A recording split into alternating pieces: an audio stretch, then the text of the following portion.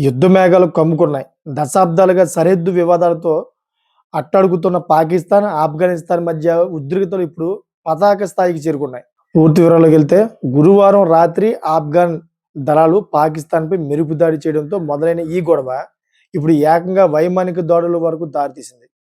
ఆఫ్ఘనిస్తాన్ దళాలు సరిహద్దు దాటి వచ్చి పాకిస్తాన్‌కి చెందిన సుమారు 19 మంది సైనిక పోస్టులను తమ ఆధీనంలోకి తీసుకున్నాయి. ఈ క్రమంలో 55 మంది పాక్ సైనికులను మట్టుబెట్టామని ప్రకటించడం సంచలనంగా సృష్టిస్తోంది. ఆఫ్ఘాన్ దాడులతో రగిలిపోయిన పాకిస్తాన్ సైన్యం శుక్రవారం తెల్లవారుజామున ప్రతీకార చర్యలకు దిగింది. ఆఫ్ఘనిస్తాన్ రాజధాని కాబూల్ సహా కందహార్, పక్తియా వంటి ప్రధాన నగరాలపై పాక్ యుద్ధ విమానాలు బాంబుల వర్షం కురిపించాయి. అయితే ఈ దాడులను ఆఫ్ఘాన్ దళాలు సమర్థవంతంగా తిప్పికొట్టాయి.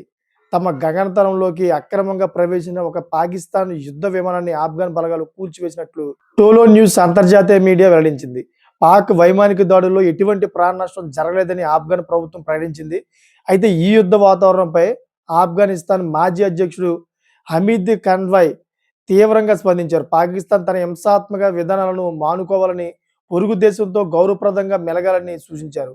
ఆఫ్ఘన్ పౌరులు తమ దేశ రక్షణ కోసం ప్రాణాలను ఇస్తారని, పాక్ దాడులకు ఐక్యంగా ఎదుర్కొంటామని స్పష్టం చేశారు. అటు పాకిస్తాన్ అధ్యక్షుడు ఆసిఫ్ అలీ జార్దారి కూడా ఘాటుగా స్పందించారు. ఏది ఏమైనా కానీ పాకిస్తాన్ తన చుట్టూ ఉన్నటువంటి ఒక 4 దేశాలతో ఎప్పుడు గొడవలకి దిగుతూనే ఉంది. ఒక పక్క చూసుకుంటే భారత్, అదేవిధంగా ఈ బలుచిస్తాన్, అదేవిధంగా ఆఫ్ఘనిస్తాన్. ఈ 4 దేశాలతో కూడా ఎప్పుడు కూడా గొడవ పడుతూ ఉంటది. ఈ దేనితో కూడా సముఖంగా ఉండదు. సో, ఈ పాకిస్తాన్ ఏం చేయాలో మీరే చెప్పండి. కామెంట్ రూపం చేయండి. అదేవిధంగా వీడియో నచ్చితే గనుక 10 మందికి షేర్ చేస్తారని కోరుకుంటున్నాను. Thanks for watching friends.